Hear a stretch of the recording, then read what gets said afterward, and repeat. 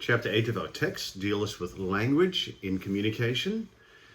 The chapter is divided up into three segments. The first is characteristics of spoken language. The second is guidelines for language and style.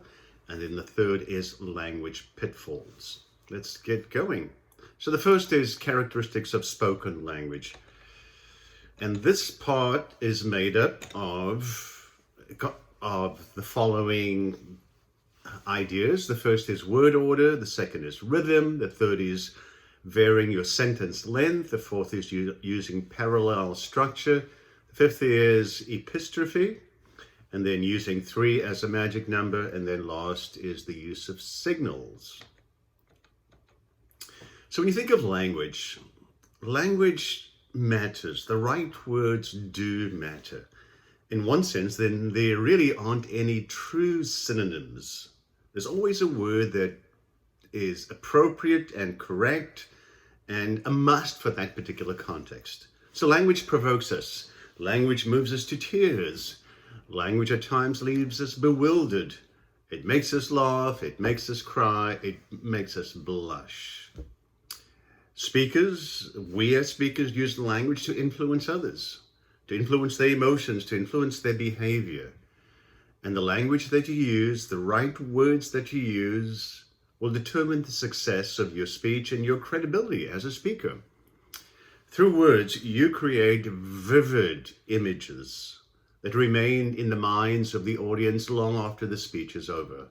So your choice of words and the style of language certainly does influence your credibility as a speaker. It influences your ability, the audience's ability really, to continue to listen to you and to retain the ideas that you have spoken with them. So what are some of the characteristics of spoken language then? Remember that the needs of language, written language and spoken language are very different, because listeners process information very differently than readers. And that is one reason why I do not want you to use a recycled paper for this presentation. Usually those bomb, they don't do well at all. So be warned. The spoken and written language differ in terms of word order, rhythm, signals, and simply reading a written report would be violating many of the spoken norms. So the first characteristic of spoken language is word order. And this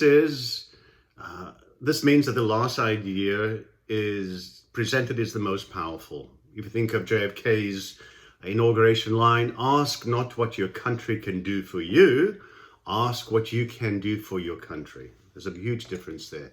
The second is rhythm.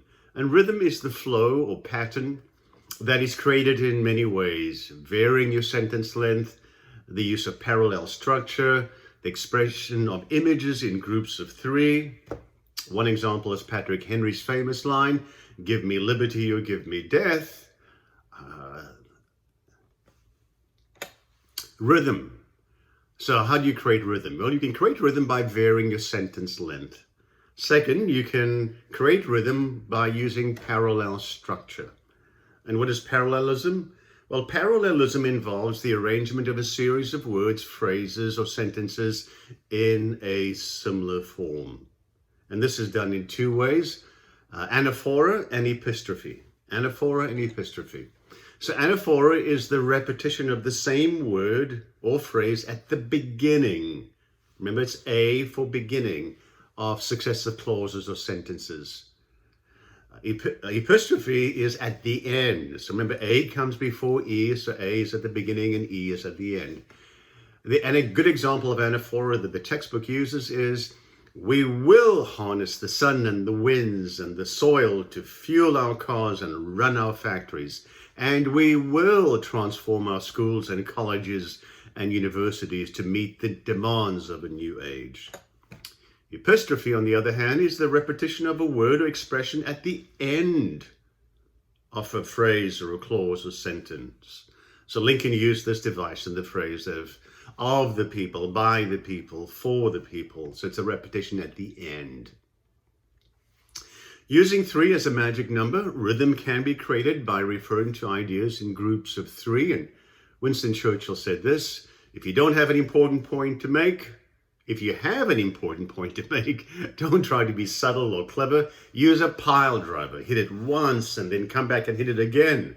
And then hit it a third time, a tremendous whack.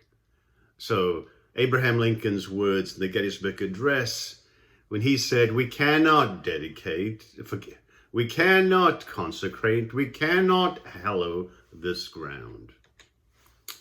Signals tell your listeners to pay close attention.